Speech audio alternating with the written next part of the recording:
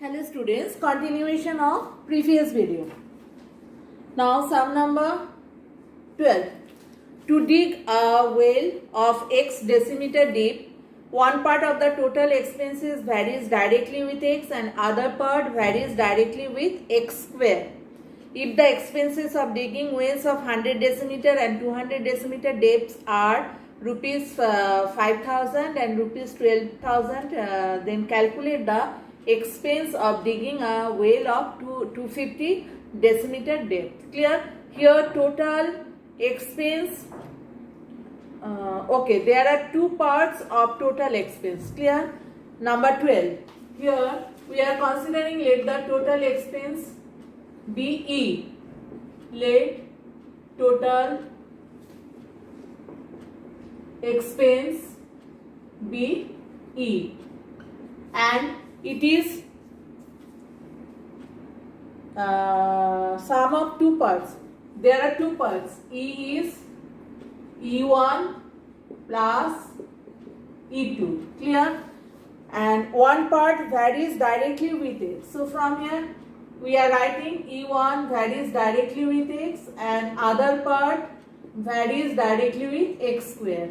So from here what we are writing, k1 into x, and here k2 into x square, where k1, you have noticed that in all the steps I am writing this, but when I check the copy I see you are not writing. So from next time I will deduct your marks. Okay. Now to dig a well of x decimeter deep. Clear? Now here there are two unknowns, k1 and k2. So from here what relation we are getting? E equals to k1x plus k2 x square. Clear? From here we have to calculate the values of k1 and k2. Once it is told that if the expense of digging well of 100 decimeter cost is rupees 5,000. So this is depth 100 decimeter and cost is 5,000. 5,000 equals to k1 into 100 plus k2 into 100 square. From here what we are getting, 100 k1 plus 2, 3, 4 k2. Clear? Now some zeros will cancel. 2 zeros will be cancelled out. So 50 equals to k1 plus 100 k2. Clear? We are getting 50 equals to k1 plus 100 k2 after cancellation. This is your equation number 1. Now we will get another equation. What it is told that 12,000 is the expense of digging well of 200 decimeter.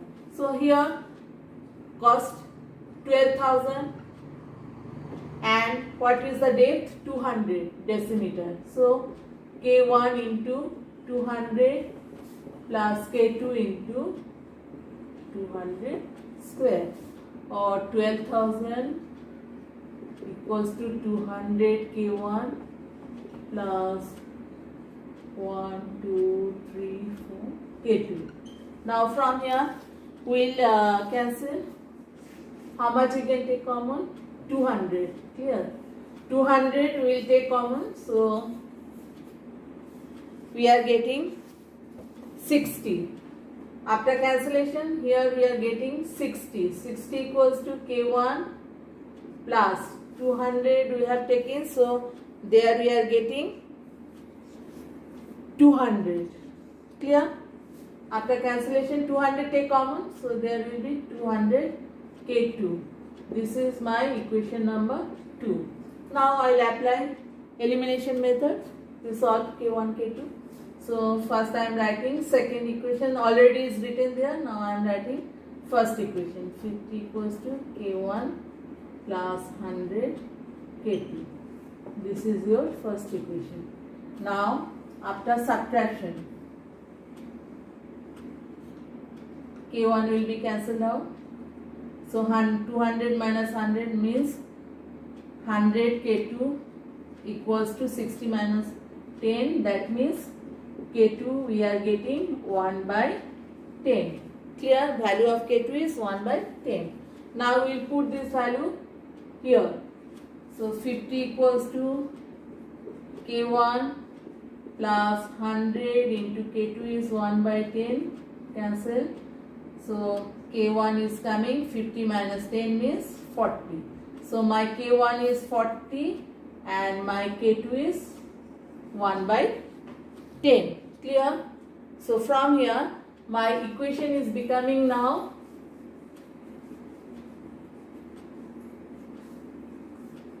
what was my equation? The total expense E was K1x plus K2x square. This is my equation. Now I am putting the value of K1 and K2. K1 is 40. So 40x plus K2 is 1 by 10. 1 by 10 x square. After this we have done. Now what to do? Calculate the expenses of digging a well of 250 decimeter depth. Clear? So here already we are going to finish it. What is this? Now only we have to calculate total expense and length or depth of the well is given 250. That means here we will put now 40 into 250 plus 1 by 10 into 250 whole square. It will be a big calculation. Okay. Now 40 into 250 means 10, it is coming 100, 2 more 0. Clear? And there is 1 by 10 into 25 whole square means 625. So it is coming 625 and 0, 0. Clear? 625, 0, 0. Now 1 0 will be cancelled out. So after adding 1 2 3 4, 1 2 3 4. After adding it is coming 1 6 2 5 0. So after that you will write down the answer. Therefore total expense of digging a well of 250 decimeter depth is rupees 16,250. Clear? So first it is told that total expense, there are two parts of total expense. One part varies directly with the depth of the well and other part varies directly with the square of the depth of the well. Clear? Now you will see. And one thing I have to say here, I have got that information only the videos you are seeing only one time. By seeing one time you will not understand all the steps or all the sums. Clear? Several times you have option, no, you can see any time. So you will pause it, then you will again next step you will see. By this way at least 2-3 times you have to see, otherwise it is not possible to understand the sums in one. If you see just in one time, then it is not possible to understand all the sums. Very easy sums, no problem, you can understand. But this type of sum, at least 2-3 times you will watch. Clear? Now next one.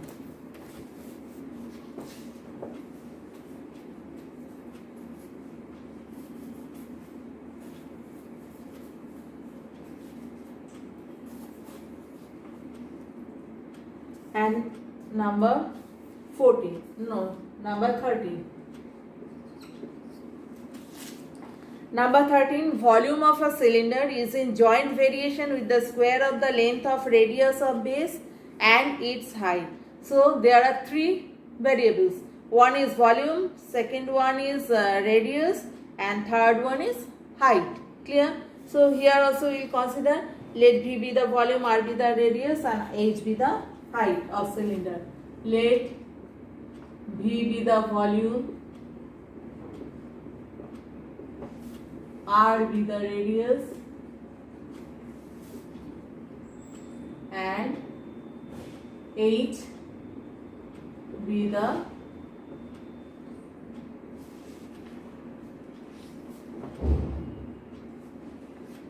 height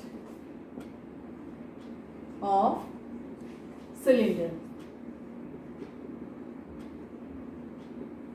Now it is relation is given that volume of a cylinder is a joint variation with the square of length of radius of base and height. So from here what we can write?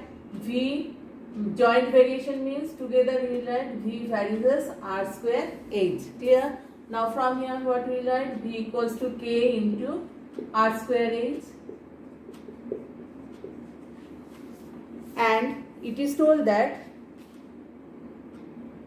ratio of radii of bases of two cylinders is 2:3 and ratio of their heights is 5:4. So here there are two cylinders. Ratio of radius means R1 by R2 is given 2/3 and H1 by H2 is given 5/4. Clear? And from here you have to calculate the ratio of their volumes. That means V1 by V2 we have to calculate. V is this. So V1 will be K into R1 square H1 and V2 will be K into R2 square H2. Now you have to calculate the ratio of volumes. So V1 by V2 we have to calculate. V1 by V2 means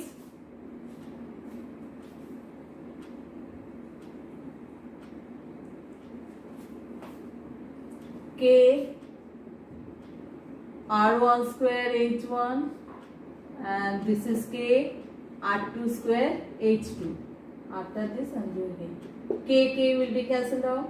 So this is becoming R1 by R2 whole square into H1 by H2.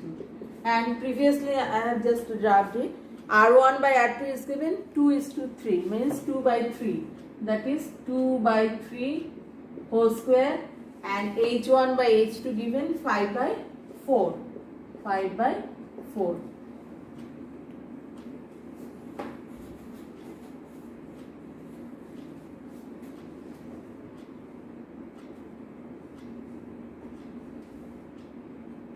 So from here it is coming 4/9 into 5/4. 20, 36. So by 5 also, oh sorry, 4 cancelled out. Why I am multiplying? 4 is cancelled out. So it is 5:9. So ratio of volumes is coming 5:9. This is a very easy sum. Now next one, number 14. An agricultural cooperative society of village of Pachla has purchased a tractor. Previously 2400 bighas of land were cultivated by 25 plows in 36 days. Now half of the land can be cultivated only by that tractor in 30 days. Calculate by using the theory of variation the number of plows worked equally with one tractor. Okay, so here what are the variables? One is plow, another is area of land, and third one is number of days. Now tell me, plows, number of plows and area of land, how they are related? If more tractor, if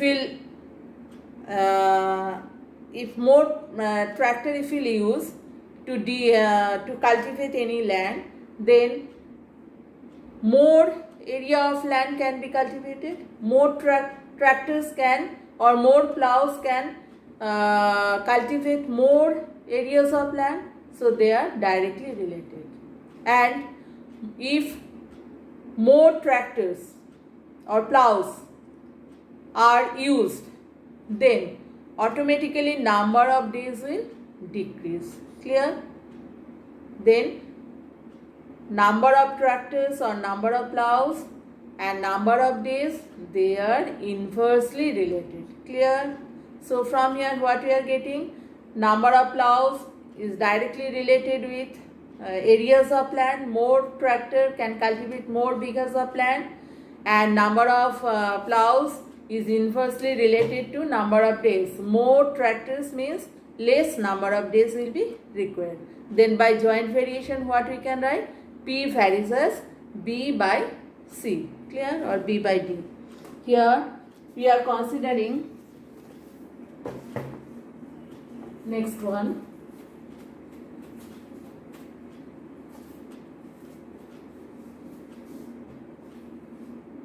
I am not writing in details. In PDF form you will get this. Number of plows P, number of areas of land B, and number of days I am denoting by D. So P varies as B. Just now I have explained when D is constant. Clear? And P varies as 1 by D when B is constant. Now by joint variation, what we can write? P varies as B by D when both vary. When both vary. Clear? Now here P equals to K into B by D, where K non-zero, variation constant. Here it is told that 2400 bighas of land were cultivated by 25 plows in 36 days. So from here 2400 bighas of land were 24 bighas of land, number of plows here 25 plows can cultivate 2400 bighas of land in 36 days. From here we will calculate the value of K. K is coming 25 into 36 by 2400.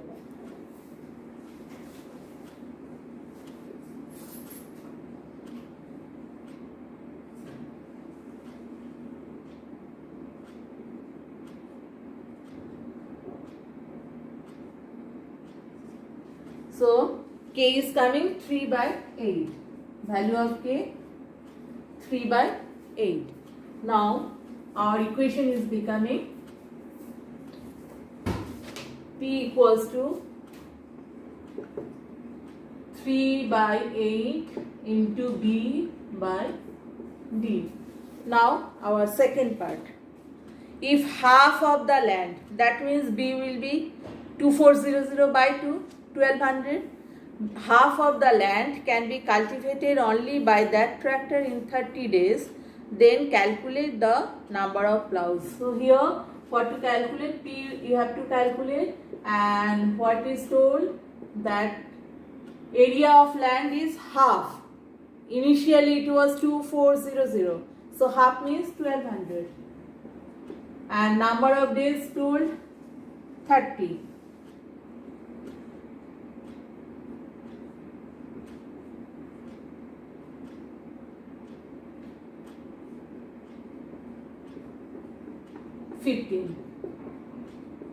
So how many plows required? 15 plows. Clear? This is also easy one. Now next one, sum number 15, you will get in next video.